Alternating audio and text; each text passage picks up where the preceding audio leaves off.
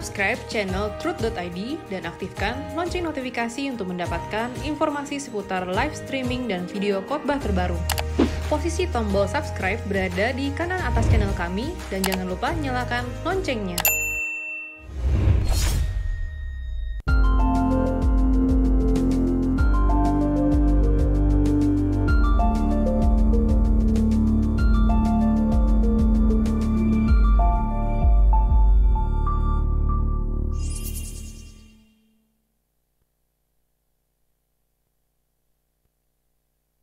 Shalom saudara sekalian, salam sejahtera. Kita kembali mengikuti acara Wanita Surgawi, WASUR. Saudara, sebelum kita mulai, kita berdoa dulu ya. Mari kita berdoa. Bapa di dalam surga, saya Erastus Sabdono sebenarnya tidak layak berbicara atas nama-Mu. Saya orang berdosa yang juga memberontak dan berkhianat kepadamu. Tetapi Engkau telah mengampuni dosa-dosa kami semua dan melayakkan kami menjadi anak-anak Bapa. Bapa, urapi kami dengan Roh Kudus. Urapi Roh Kudus. Urapi kami dengan Roh Kudus. Pimpin perkataan anak-Mu, ya Bapa, hamba-Mu, ya Tuhan Yesus, agar hanya kebenaran-Mu yang disampaikan dan kami semua, termasuk pembicara sendiri, diberkati oleh penyingkapan pembukaan rahasia firman-Mu. Terima kasih Bapa, dalam nama Yesus Kristus kami bersyukur, kami berdoa. Amin. Saudaraku sekalian yang kekasih, satu hal yang saudara-saudara sekalian harus selalu mengingatnya, bahwa Tuhan itu bisa dipercayai. Kalimat ini sederhana. Saudara akan menjawab, iya iyalah, bagaimana kita tidak mempercayai Tuhan. Dia tentu bisa dipercayai. Saudara sekalian, sebenarnya tidak banyak orang yang mempercayai Allah dengan benar. Tidak banyak orang. Mempercayai Allah itu bukan sesuatu yang mudah. Dan bukan sesuatu yang sederhana, saudara. Memang kelihatannya simpel, tetapi ada kompleksitas atau ada kerumitan di dalamnya. Saya mengajak saudara-saudara sekalian untuk bisa mempercayai Allah. Dan jika kita bisa mempercayai Allah dengan benar, saudara, maka ini luar biasa. Kita bisa hidup takut akan Dia. Takut akan Allah. Sebagaimana mestinya kita takut akan Allah. Bukan dalam teori takut akan Allah. Tetapi seluruh saraf kita dicengkeram oleh kegentaran akan Allah itu. Ya. Yang kedua, kalau orang mempercayai Allah dengan benar, orang akan berusaha mengerti apa yang Allah kehendaki untuk kita lakukan dan apa yang Allah rencanakan untuk kita penuhi. Dan berapa banyak orang yang sungguh-sungguh serius dengan melakukan kehendak Allah. Berapa banyak orang yang benar-benar memperkarakan atau mempersoalkan apa yang Allah kehendaki untuk dilakukan dan rencananya untuk dipenuhi. Tidak banyak bukan? Tidak. Yang ketiga, orang yang mempercayai Allah dengan benar, orang yang tidak takut menghadapi apapun. Ya saudaraku, tidak takut menghadapi apapun. Oke, kita mulai dengan yang pertama, saudara. Orang yang mempercayai Allah ya, ibu-ibu, kaum wanita dan semua yang ikut acara Wanita Surgawi termasuk bapak-bapak dan siapapun yang mengikutinya. Kalau kita mempercayai Allah dengan benar itu, saudaraku, kita akan memiliki perasaan yang takut, perasaan yang gentar akan Allah. Nah, masalahnya kok kita tidak merasakan perasaan yang gentar itu ya? Karena kita tidak mempercayai Allah. Mempercayai Allah itu dimulai dari meyakini bahwa Allah itu hidup. Allah itu ada. Allah itu nyata. Nah, mempercayai Allah ada saja juga tidak mudah, saudara. Buktinya di Indonesia ini ya semua orang bisa berkata ketuhanan yang Maha Esa. Tapi lihat saja kelakuannya. Tidak sedikit yang kesetanan. Bukan ketuhanan tapi kesetanan. Kejahatan terhadap sesama, teganya menyakiti orang, teganya merusak nama baik orang, teganya melukai orang, teganya menyusahkan orang, saudaraku. Beda kalau orang benar-benar mempercayai Allah itu ada. Dia akan menjaga perasaan Allah. Kalau dalam konteks Kristen, jangankan orang baik, orang jahat pun kita kasihi. Jangankan orang yang menguntungkan kita atau telah berbuat baik kepada kita. Orang yang jelas-jelas telah merugikan kita pun kita kasihi. Sebab urusannya bukan dengan orang itu saja, urusannya justru dengan Tuhan. Makanya mestinya kita punya satu prinsip yang hari-hari ini saya ucapkan. Aku hanya takut kepada satu, Tuhan. Aku hanya takut kepada satu, Tuhan. Aku hanya takut kepada satu saja, Tuhan. Karena aku takut Tuhan, maka aku menjaga perasaan Tuhan. Segala sesuatu yang kulakukan selalu saya hubungkan. Saya kaitkan dengan perasaannya. Apakah dengan melakukan hal ini, aku menyenangkan Tuhan gak? Dengan melakukan hal ini, aku melukai hati Tuhan. Ini harus dibiasakan, saudaraku. Ada satu lagu yang saya tulis, saudara, yang begini bunyinya, ya. Kepentinganku hanya dirimu, melayani perasaan Bapa. Di matamu ku istimewa, hidup bagimu sepenuhnya. Tubuh nyawaku, roh dan jiwaku, ku serahkan semua bagimu.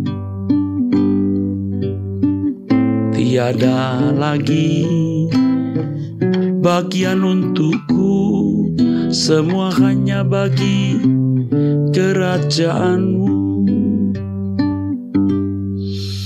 Kalimat pertama ini, saudara, perhatikan. Kepentinganku hanya dirimu, melayani perasaan Bapa. Saudara, ini kalimat bagus, tapi melakukannya setengah mati. Jujur saja saya juga kadang-kadang gagal. Kalau sudah gagal saya sakit hati. Bukan sakit hati kepada orang, kepada diri sendiri. Kenapa ya? Tadi saya lakukan itu ya, kenapa ya? Aduh, kenapa ya? Sampai kadang-kadang saya menyesal berkepanjangan, sampai tidak bisa menerima diri sendiri. Dan itu juga kesombongan sebenarnya. Nah, memang kita dilahirkan dari benih dosa dan dipengaruhi dunia dengan gairah dosa, ya melekatlah di dalam diri kita. Kita lebih mempersoalkan, lebih mengutamakan perasaan kita, tapi bukan perasaan Allah. Yang penting kita senang, yang penting kita happy, ya, yang penting kita untung, yang penting kita puas. Kita tidak melihat perasaan Tuhan. Wah, jadi manusia seperti ini celaka, saudara.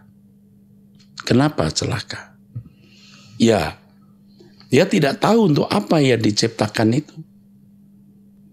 Diciptakan itu kan untuk takut akan Allah, saudaraku. Jadi saudaraku, kita harus mempercayai Allah itu ada. Seperti yang dikatakan dalam Ibrani 1 ayat 6. Mempercayai bahwa Allah itu ada. Dengan mempercayai Allah itu ada, maka kita akan takut akan Allah. Takut akan Allah. Dan di Alkitab kita menemukan begitu banyak ayat yang bicara mengenai takut akan Allah. Ya. Firman Tuhan mengatakan, saudara-saudaraku yang kekasih, karena kita sekarang memiliki janji-janji itu, marilah kita menyucikan diri kita dari semua pencemaran jasmani dan rohani, dan dengan demikian menyempurnakan kekudusan kita dalam takut akan Allah. Orang yang mempercayai Allah, itu orang yang pasti hidup kudus. Jadi kalau kita tidak hidup kudus, itu berarti kita tidak mempercayai Allah. Kalau hanya percaya Allah itu ada, esa, Alkitab berkata di surat Yakobus, roh-roh jahat pun juga percaya dan mereka gemetar. Tapi roh-roh jahat gemetar bukan gemetar takut yang positif. Mereka gemetar karena mereka memberontak kepada Allah. Kita gemetar di hadapan Allah karena kita mengasihi dan menghormati Dia. Seperti yang dikatakan dalam 1 Petrus 1 ayat 17. Hidup dalam takut akan Allah selama kita menumpang di dunia ini. Ayo kita mengembangkan kepercayaan kita bahwa Allah itu hidup, ada, dan maha hadir. Ya, terus kita perintahkan seluruh saraf-saraf kita untuk mempercayai itu.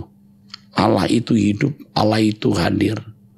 Allah selalu menyertai kita. Karenanya betapa pentingnya, betapa besar peran doa itu. Karena ketika kita berdoa, kita seperti merangsang yang menstimulit diri kita untuk meyakini bahwa Allah itu ada. Ya, bahwa Allah itu hadir. Terutama waktu kita memiliki doa pribadi, saudara. Kita memiliki jam doa pribadi seperti di tengah malam atau saat teduh. Kita menutup telinga jasmani, telinga rohani kita dari semua suara. Kita hanya mau mendengar suara Allah, ya. Kita hanya mau mendengar Tuhan berbicara kepada kita. Dan itu indah sekali. Luar biasa, indah sekali. Pokoknya indah sekali, saudara. Ya, saya bukan manusia yang hebat atau sempurna, ya, tidak. Sama sekali belum. Tetapi saya nekat. Saya menyediakan waktu saya untuk duduk diam di kaki Tuhan itu tidak terbatas. Jadi kapanpun, mau siang, mau sore, mau pagi, mau jam 1, jam 2 pagi, mau jam 3, saya punya waktu saya pakai untuk berlutut di hadapan Tuhan. Ya, mengingat tanggung jawab saya berat juga, saudara. Sebagai pelayan jemaat, ketua sinode, aduh berat. Saya harus menerima wahyu-wahyu dari Tuhan, pesan-pesan dari Tuhan, guna melengkapi diri saya di dalam menyampaikan pesan-pesan Tuhan ini, saudara. Nah, waktu kita berdoa itu kita menstimulasi diri kita. Menstimulit untuk meyakini Allah itu ada. Ya. Ada satu lagu juga yang saya tulis begini bunyinya. Allah di sini menjamahku sempurna. Allah di sini mengasihi. Kehadiran-Mu memberi damai sejahtera. Allah di sini untukku. Allah di sini menjamahku sempurna. Allah di sini mengasihi. Kehadiranmu memberi damai sejahtera. Allah di sini untukku.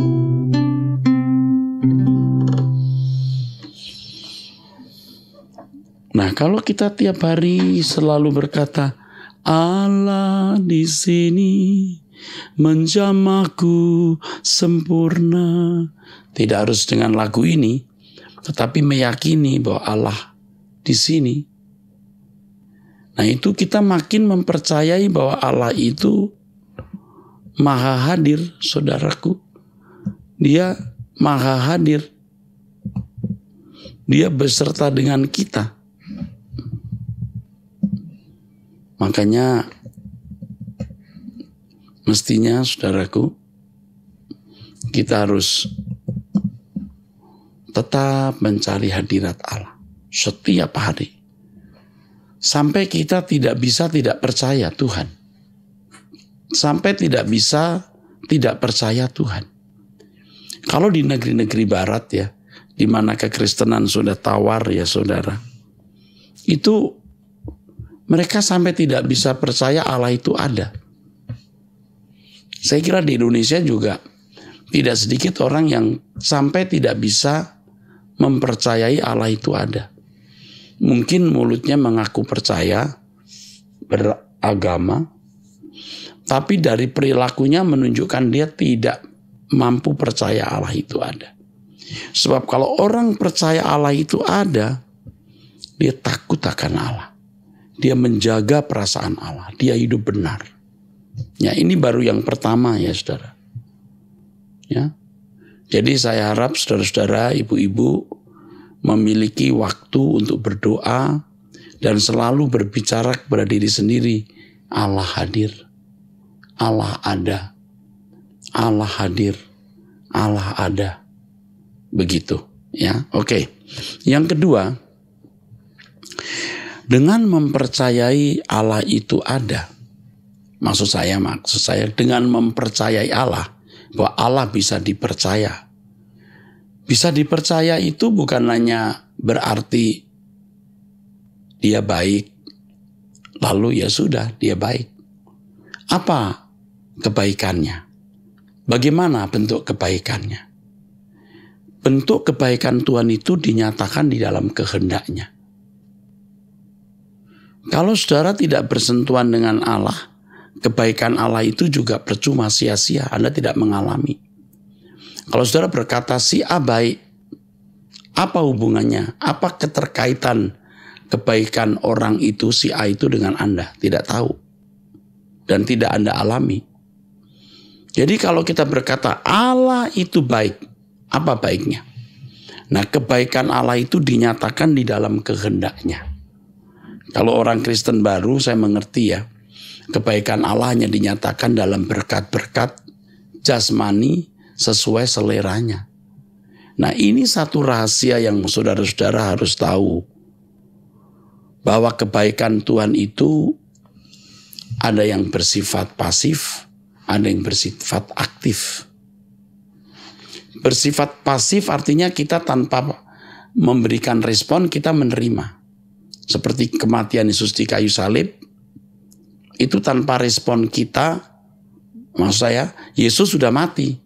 Tanpa jasa kita, dia mati, dia bangkit. Bahkan kita belum lahir, Yesus sudah mati dan bangkit untuk kita. Itu kebaikan Tuhan yang dari perspektif pasif itu, saudara. Iya, dari perspektif pasif. Kalau saya kaitkan dengan cerita Adam dan Hawa, diciptakan, ya, lalu disediakan Taman Eden, itu pasif. Kebaikan Allah dari dimensi pasif. Seperti anak-anak dilahirkan oleh orang tua, dirawat, Ya, itu pasif. Tetapi ada kebaikan Allah secara aktif. Di mana kita harus mengerti kehendaknya untuk kita lakukan dan rencananya untuk kita penuhi. Seperti orang tua, ya, melahirkan anak, berjuang bagaimana anak yang masih bayi menjadi besar. Tapi setelah besar ada kebaikan juga yang orang tua sediakan, tetapi bisa diterima anak kalau anak itu aktif. Sekolah, kuliah, bekerja, mengembangkan diri, bisa pegang perusahaan orang tua. Bayangkan kalau anak tidak belajar, tidak sekolah, tidak kuliah, tidak punya keahlian, lalu diberi perusahaan. Anak ini hancur, binasa, rusak. Nah, kita harus melihat kebaikan Allah secara aktif. Bahwa Allah menyediakan kebaikannya yang diberikan melalui kehendaknya untuk kita ketahui, supaya kita lakukan, dan rencananya untuk kita penuhi. Nah, ini keelokan atau keindahan hidup sebagai anak-anak Allah. Ya, saudara. Anak mempercayai orang tua enggak? Ya, tergantung. Ada anak yang mempercayai orang tua, ada yang tidak. Tetapi kalau anak mempercayai orang tua, dia bukan hanya menerima kebaikan orang tua secara pasif. Dilahirkan, dibesarkan sampai menjadi remaja atau mulai kanak-kanak sebelum remaja.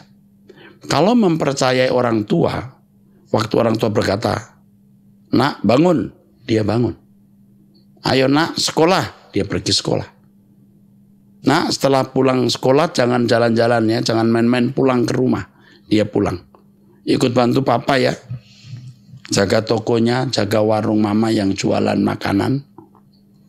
Atau kursus ya. Setelah selesai sekolah menengah, kuliah ya, keluar negeri ya." Kalau nurut, ini berkebaikan orang tua akan dialami dan dimiliki oleh anak. Tapi kalau anak tidak nurut, saudara, dari kecil dibesarkan, setelah besar tidak mau sekolah, tidak mau kuliah, tidak mau kursus, tidak punya keahlian. Waduh. Biar orang tuanya kaya raya, dia tetap menderita. Makin kaya orang tua, makin rusak dia. Tapi kalau orang tua ya tidak mampu, tapi anak percaya saja, "Sekolah ya nak, setelah pulang sekolah bantu mama jualan nasi bungkus." Nurut itu anak. Waduh, berhasil nanti hari tuanya, sukses. Tuhan pun memiliki kebaikan yang ditinjau dari perspektif aktif. Allah mau kita memiliki karakter yang diubah. Percayalah bahwa Tuhan itu baik. Tuhan mengizinkan peristiwa-peristiwa yang menyakitkan kita alami. Dan ternyata melalui peristiwa-peristiwa itu Tuhan mau menyempurnakan kita. Bahkan keadaan yang terburuk akibat keputusan kita yang salah. Keputusan kita yang salah, kekeliruan masa lalu, kejahatan yang pernah kita lakukan, itu bisa diubah Tuhan menjadi kebaikan kekal, kebaikan abadi. Jika kita memberi diri untuk mengerti kehendak Allah. Dan mengerti kehendak Allah harus melalui pemberitaan firman yang benar. Melalui Truth ID, suara kebenaran ini, saudara dicerai untuk mengenal kebenaran, dan doa bersama membuat saudara sensitif dan peka terhadap kehendak Allah. Ini mantap. Ini mantap sekali. Jadi saudara-saudara, Tuhan Yesus mati di kayu salib menebus dosa-dosa kita. Artinya semua perbuatan salah kita ditanggung atau dipikul. Tapi kodrat dosa kita tidak dipikulnya. Kodrat dosa kita harus kita tanggulangi bersama Tuhan. Maka Tuhan berkata, "Jadikan semua bangsa muridku." Nah, proses dimuridkan proses didewasakan, proses disempurnakan, ini harus kita responi dengan benar. Kalau kita mempercayai Allah, saudaraku, ya, kita mengerti kehendaknya untuk kita lakukan dan rencananya untuk kita penuhi. Kehendaknya artinya kehidupan yang tidak bercacat, tidak bercela setiap hari. Ya, ini terkait dengan yang pertama. Setelah itu kita harus mengerti apa yang Allah rencanakan dalam hidup kita untuk kita penuhi. Apa yang Allah rencanakan dalam hidup kita untuk kita penuhi. Ayo. Itu yang harus kita lakukan. Itu yang harus kita perbuat, saudaraku. Luar biasa kan, saudara, kebenaran ini? Iya. Jadi kalau ada orang-orang yang tidak mencari kehendak Allah, ya dia tidak percaya Tuhan. Dia tidak percaya Tuhan. Kalau orang percaya Tuhan itu orang mau melakukan kehendak Allah. Di dalam firman Tuhan kita menemukan orang-orang yang hidup hanya untuk melakukan kehendak Allah. Abraham misalnya. Saudara tahu bahwa Abraham ini kan disuruh keluar dari Ur Kasdim bukan mau-maunya sendiri. Tuhan yang suruh. Ke negeri yang dia juga tidak tahu di mana. Tapi dia nurut. Dia lakukan, dia nurut. Nah, kehidupan Abraham yang mau mengerti kehendak Allah dan rencananya untuk dipenuhi, ini menjadi model orang percaya yang benar. Maka ia disebut sebagai bapak orang percaya. Di Kejadian pasal 12, Tuhan berkata kepada Abram, pergilah kamu dari negerimu, dari sanak saudaramu, ke negeri yang akan kutunjukkan kepadamu. Aku akan menjadikan kamu bangsa besar, bangsa yang besar, dan keturunanmu ya akan menjadi orang-orang yang diberkati, kira-kira begitu, saudara. Di mana seluruh bangsa akan diberkati dari keturunanmu. Maksudnya adalah dari Abraham, kemudian Ishak, ingat Ishak lalu Yakub ya, bukan yang lain. Lalu Yehuda, lalu lahir juru selamat Yesus Kristus. Nah, ini untuk menggenapi ini Abraham tidak boleh kumpul-kumpul di negeri di mana dia dibesarkan bersama nenek moyangnya. Dia harus keluar. Dan ini sebagai satu simbolis bahwa orang yang dipilih Tuhan harus keluar dari cara hidup yang lama. Dan dia menuruti. Nah, kita sebagai umat pilihan sekarang harus menuruti apa yang Tuhan kehendaki. Apa yang Tuhan mau. Apa yang Tuhan mau. Ya, jangan bersekutu dengan orang-orang yang tidak takut Tuhan. Jangan serupa dengan dunia ini. Nah, ini perjuangan, saudara. Ini membutuhkan respon kita. Ini kebaikan yang Tuhan berikan kepada kita dari dimensi aktif. Kita harus membaca Alkitab, kita harus berdoa. Dan Allah mengizinkan berbagai peristiwa terjadi dalam hidup kita. Yang melaluinya Tuhan mau menyempurnakan kita. Dan semakin kita sempurna, apa yang terjadi, saudara? Tuhan akan mempercayakan kepada kita rencana-rencananya untuk kita penuhi. Dan setiap kita pasti mengerti apa yang direncanakan Allah untuk kita penuhi. Pasti ya, kita memiliki, maksud saya hidup kita ini memuat apa yang Allah rencanakan. Hidup kita pasti memuat apa yang Tuhan kehendaki untuk kita penuhi. Dan Tuhan akan pasti memberitahu. Jangan sampai saudara meninggal dunia, saudara tidak tahu apa yang saudara harus lakukan. Karena saudara sibuk hanya ngurusin persoalan pribadi. Oh ya, kita harus tanggung jawab atas persoalan pribadi yang kita alami. Tapi jangan hanyut dan tenggelam di situ. Nah, saudara kaum ibu, kaum wanita ada yang hidupnya terus tertekan oleh berbagai masalah. Jadikan tekanan-tekanan itu sarana Allah menyempurnakan saudara. Tekanan-tekanan Allah itu bisa menyempurnakan saudara. Supaya saudara disempurnakan. Jangan saudara anggap itu bencana, jangan saudara anggap itu malapetaka atau kesialan. Itu berkat abadi. Saya sering berkata kalau ibu-ibu ya, wanita seperti gagal menikah karena ketemu pasangan yang ternyata jahat, itu pun bisa dipakai Tuhan untuk menyempurnakan saudara. Dan kalau saudara disempurnakan lewat peristiwa hidup, saudara akan masuk kepada tahap kedua. Tahap kedua di mana saudara bisa berkata, Bapa, tolong aku dapat mengerti yang Engkau ingini dalam hidupku sebelum berakhir hariku. Ku mau melakukan kehendak-Mu. Bapa, tolong aku harus buat apa? Aku bersedia lakukan semua sebelum berakhir hariku. Ku mau menyelesaikan tugasku.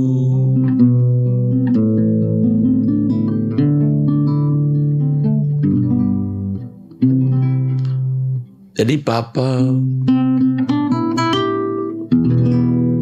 tolong aku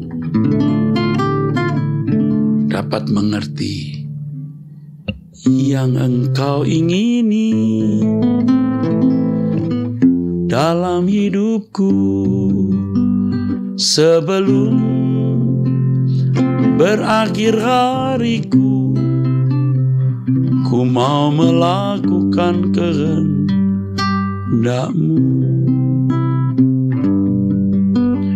Bapa, tolong aku harus buat apa? Aku bersedia lakukan semua sebelum berakhir hariku. Ku mau menyelesaikan tugasku. Saudara tidak bisa berkata percaya kepada Tuhan sementara saudara tidak mau mengerti kehendak-Nya. Berarti Anda tidak percaya. Dan saudara yang tidak mau percaya kepada Tuhan dengan cara ini, ya saudara tidak mendapat apa-apa. Kalau anak percaya orang tua, ya kekayaan orang tua dan semua yang dimiliki orang tua bisa dipercayakan ke anak. Tapi kalau anak tidak percaya kepada orang tua dalam yang diwujudkan dalam bentuk tidak melakukan yang orang tua inginkan, ya dia nggak dapat apa-apa, bisa-bisa habis. Ngerti ya saudara? Kalau anak percaya orang tua, dia bukan hanya menerima kebaikan orang tua secara pasif, ya dilahirkan, dibesarkan, tapi juga menerima kebaikan orang tua secara aktif, nurut apa yang orang tua kehendaki. Sekolah, kuliah, lalu setelah kuliah, lulus, punya keahlian, nah baru bisa dipercayai pegang usaha yang dimiliki orang tua. Itu. Tuhan pun juga begitu. Kita diselamatkan tanpa peran kita sama sekali. Yesus mati di kayu salib dan bangkit untuk kita. Dosa-dosa kita diampuni, kita dibenarkan, kita menjadi anak-anak Allah. Pasif. Tapi ada kebaikan Tuhan secara aktif. Kita harus menemukan kebaikan Tuhan secara aktif dengan belajar firman, berdoa, ya, mengerti kehendak Tuhan untuk kita lakukan, dan rencana Tuhan untuk kita penuhi. Rencana Allah yang kita harus penuhi tentu sangat spesifik. Setiap orang memiliki rancangan Allah masing-masing berbeda. Dan ini khusus, tidak ada orang yang sama. Masing-masing memiliki tempat yang berbeda di hadapan Allah. Nah, saya berharap saudara-saudara sekalian benar-benar mengerti ini dan melakukan. Jadi saudara kalau mempercayai Allah, saudara akan mendesak Tuhan dan berkata, apa yang harus kulakukan Tuhan? Apa yang harus kuperbuat Tuhan? Berbicaralah padaku Tuhan. Berkata-katalah padaku apa yang harus kulakukan, apa yang harus kuperbuat Tuhan. Nah, apa kehendakmu untuk kulakukan, apa rencanamu dalam hidupku yang harus kupenuhi. Nah, saudara harus serius terus memperkarakan ini. Itu berarti saudara percaya Tuhan. Jadi jangan tenggelam ya ibu-ibu, kaum wanita dengan persoalan pribadi, dengan tekanan-tekanan dan penderitaan yang saudara-saudara alami, tapi jadikan itu dan terimalah itu sebagai berkat kekal. Melalui pergumulan hidup yang saudara alami, saudara dibentuk Tuhan, diproses Tuhan, disempurnakan Tuhan. Puji Tuhan. Yang terakhir, yang ketiga, Allah bisa dipercayai. Kalau kita mempercayai Allah, kita tidak takut menghadapi apapun karena Allah beserta. Di dalam Matius pasal 28 ayat 18-20, Tuhan Yesus berkata, aku menyertai kamu sampai kesudahan zaman. Ya, itu jelas saudaraku sekalian. Karena Allah hadir, Allah pasti menyertai kita, melindungi kita, menjaga kita sempurna. Benar. Di dalam firman Tuhan dikatakan begini, aku sekali-kali tidak akan membiarkan engkau dan aku sekali-kali tidak akan meninggalkan engkau. Ibrani 13 ayat 5. Jangan takut.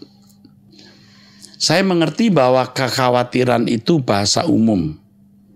Bahasa umum yang dimiliki oleh orang. Allah tidak kelihatan masalah di depan mata. Nah, ini uniknya. Allah layak dipercaya. Ya. Allah layak dipercaya, patut dipercaya.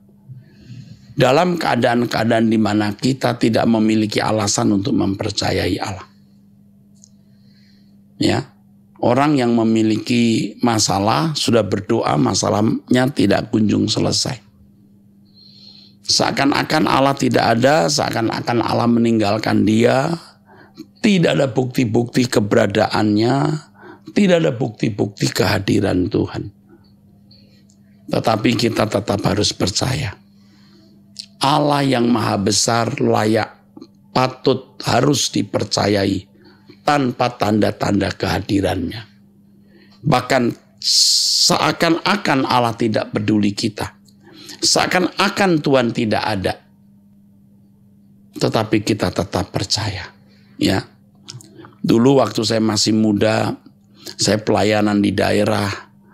Saya seringkali pulang pelayanan di atas jam 9. Bisa sampai jam 10 sampai setengah 11 malam dan pernah sampai terdengar ayam berkokok. Jadi sudah menjelang pagi. Mungkin belum pagi tapi menjelang pagi. Itu kalau di daerah banyak ayam kadang-kadang berkokok jam 12. Ya.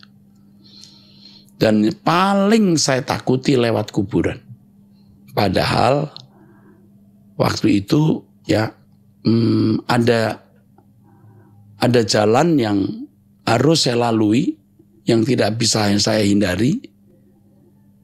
Yang ada kuburannya. Aduh, saudara. Benar-benar, saudara. Benar-benar. Aduh, kalau ingat masa lalu, ampun dah.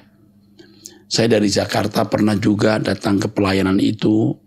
Datang ke tempat gereja di mana saya menginap sendiri, saudara. Sudah hampir pagi gitu. Lalu lewat jalan-jalan yang sepi, gelap. Waduh, penduduk juga sudah terlelap semua, saudara. Dan seringkali ya ada kampung kecil, nanti lewat lagi jalan sepi, lalu baru ada kampung kecil lagi. Dulu saya mendengar suara-suara, saya mendengar cita-cita yang ini yang diceritakan orang gitu. Kalau mencium bau kentang rebus itu tempat kuntilanak atau apa gitu. Dan memang saya sering lewat ada bau kadang-kadang seperti kentang rebus. Jangan-jangan itu mungkin bau tanaman tertentu atau bau bambu atau apa. Tapi karena sudah sudah teracuni oleh pikiran itu, saya lewat tempat di mana saya cium bau kentang rebus gitu, saya langsung dalam nama Yesus. Dalam nama Yesus. Tapi sambil takut. Mestinya saya nggak boleh takut. Waktu itu saya masih usia 21, 22 tahun, saudara, muda sekali. Ya. Dalam nama Yesus. Umur 20-an lah ya. Lewat kuburan juga dari jauh saya sudah berkata, dalam nama Yesus. Setan minggir, hamba Tuhan mau lewat. Sambil nyanyi, dalam nama Yesus ada kemenangan. Iblis dikalahkan. Tapi begitu sampai kuburan saya lari sekeras sekencang-kencangnya, saudara. Sambil nyanyi dalam nama Yesus, tapi lari. Kalau ingat begitu lucu, saudara. Tetapi lambat laun makin percaya. Tuhan menyertaiku. Kalau lewat kuburan tuh kadang-kadang zaman saya masih muda itu orang ada yang tidur di kuburan, saudara. Cari nomor. Waktu itu ada namanya nalo atau lobena atau semacam togel sekarang ya, lotre. Ya ini orang tidur di kuburan, saudara. Suka bawa lampu kecil gitu sambil jalan pindah satu tempat ke tempat lain mungkin gitu. Aduh, itu bener-bener deh, saudara. Tapi karena saya tahu ya entah itu setan, entah itu orang, ya saya nggak tahu juga. Tapi katanya ada orang kadang-kadang cari nomor di kuburan. Nah yang saya takuti waktu itu adalah kalau siang harinya ada orang meninggal. Jadi itu bau melatinya masih ada gitu. Bau melati yang namanya kuburan kampung ya, saudara ya. Bau melatinya masih ada ya. Dan kalau sampai kuburan itu agak pinggir jalan, waduh itu kelihatan gundukannya, itu lebih ngeri lagi, saudara. Saya belum percaya Tuhan dengan baik. Masih muda, belum percaya dengan benar, ya takut-takut. Kemudian hari setelah saya dewasa, saya menjadi kepala asrama di satu sekolah tinggi teologi ya. Sekarang saya di STT Ekumene, waktu itu saya pernah menjadi kepala asrama di sekolah tinggi teologi Bethel, ya seminari Bethel. Waduh itu juga banyak cerita horor-horor, saudara. Saya sering juga jalan malam, ya. Saya juga mendengar ada suara aneh, ya udah. Tapi sudah terlatih waktu masih muda. Yakin Allah hidup, Allah itu ada. Ini soal kuasa gelap ya. Soal keuangan, soal ancaman, soal pergumulan lain. Aku percaya. Aku percaya. Aku percaya. Aku percaya. Semua yang terjadi untuk kemuliaan Allah. Ku tak tahu apa yang akan terjadi nanti. Ku serahkan nyawaku dalam tangan-Mu, Bapa. Begitu. Saudara punya persoalan yang berat-berat. Masalahmu, masalah orang yang kau kasihi, atau apapun. Kalau kita mempercaya Allah, kita teduh, kita tenang. Nggak mudah tuh kan? Tadi saya katakan sepertinya simple, tapi sebenarnya ada complicatednya. Iya, ada kompleksnya, ada jelimetnya, ada rumitnya. Percaya Allah itu hidup. Amin. Yakin. Kembangkan kepercayaanmu. Tidak ada sesuatu yang bisa menghancurkan, melukai engkau. Dalam kamus hidup orang Kristen yang benar, yang hidup suci, yang melakukan kehendak Allah, memenuhi rencana Allah, tidak ada kata sial. Ya, baik, inilah pesan Tuhan di Wanita Surgawi hari ini. Sebelum saya mengakhiri pertemuan ini, saya mengajak saudara untuk tetap berdoa setiap hari jam 5 pagi. Jangan terlambat saudaraku ya. Dan saya menghimbau saudara untuk mensubscribe Truth ID ini. Menekan gambar lonceng, memberi tanda like dan men-share. Ya. Agar Truth ID menjadi berkat bagi banyak orang. Ya, ayo kita gerakkan mensubscribe Truth ID. Oke. Tuhan memberkati. Mari kita berdoa. Bapa, terima kasih untuk firman-Mu. Luar biasa. Bagi kami semua. Dan biar setiap yang mendengar, semua kami diberkati. Terima kasih Bapa. Dalam nama Tuhan Yesus Kristus. Amin. Sampai jumpa, Tuhan memberkati saudara sekalian.